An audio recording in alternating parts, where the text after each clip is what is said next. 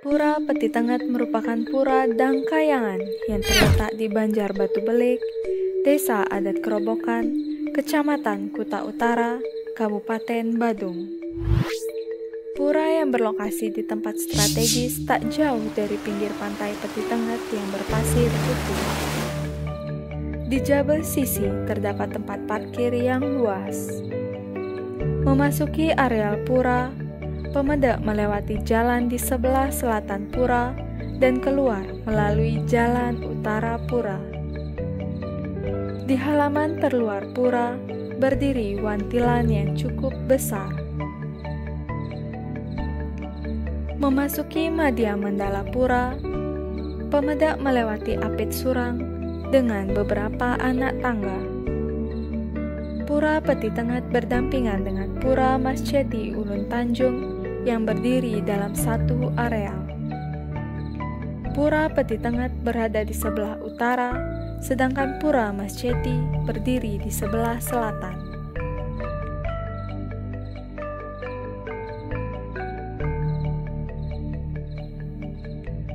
Untuk dapat sampai ke utama Mandala, pemuda akan melewati Apit Surang.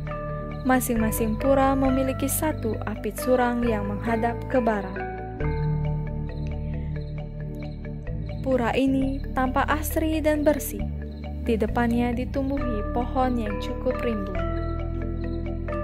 Pura Peti Tengah merupakan salah satu parayangan yang dipercaya sebagai tempat nunas kerahayuan, kesejahteraan, dan keteduhan jagat. Dari namanya, Pura Peti Tengah sepertinya sangat disakralkan, bahkan terkesan angker. Ini masih terkait sisi lain perjalanan Danghyang Dwijendra. Pemangku Pura Peti Tengah, Jero Mangku Gede Ima Dewidra mengatakan, berdirinya Pura Peti Tengah ini memang sangat erat kaitannya dengan perjalanan Danghyang Dwijendra. Kata Peti Tengah berarti peti yang sakral atau angker. Peti tersebut merupakan pencanangan Danghyang Dwijendra. Dikatakannya pura ini berawal dari perjalanan Danghyang Dwijendra bersama dengan Betara Pura Masjeti menuju arah barat. Di tengah perjalanan, beliau singgah di Pura Sakenan, Desa Serangan, dan di sana beliau beristirahat sejenak. Sebelum meninggalkan pura, Danghyang Dwijendra memberikan amanat bagi seluruh warga Desa Serangan untuk menjaga dan merawat Pura Sakena. Setelah itu, lanjutnya beliau bergerak menuju arah barat hingga sampai di sebuah hutan di ujung barat Desa Kerobokan. Namun ketika beliau bermaksud untuk beristirahat, tiba-tiba muncul raksasa tinggi dan besar. Diketahui nama raksasa itu adalah Ki Buto Ijo yang menguasai seluruh hutan yang ada di Desa Kerobokan. Selanjutnya, terjadinya komunikasi antara Danghyang Dwijendra dengan Ki Buto Ijo. Danghyang Dwijendra mengutarakan niatnya untuk moksa di hutan yang dikuasai oleh Ki Buto Ijo. Untuk itu, seluruh perlengkapan dan barang bawaan Danghyang Dwijendra diserahkan kepada Ki Buto Ijo, termasuk sebuah pencanangan yang berbentuk menyerupai peti. Oleh Ki Buto Ijo, peti pencanangan tersebut dikeramatkan, namun keinginan tersebut tak direstui oleh Betara Masjeti. Selanjutnya, Danghyang Dwijendra disarankan untuk menuju ke arah selatan dan mencari sebuah bukit yang menjorok ke laut yang berbentuk menyerupai perahu yang hendak berlayar ke laut lepas. Bukit tersebut kini terdapat sebuah pura besar, yaitu Pura Uluwatu. Setelah meninggalkan hutan dan menuju ke Uluwatu untuk melaksanakan moksa, ada sebuah kejadian aneh di hutan, yang dikuasai oleh Ki Butuh Ijo.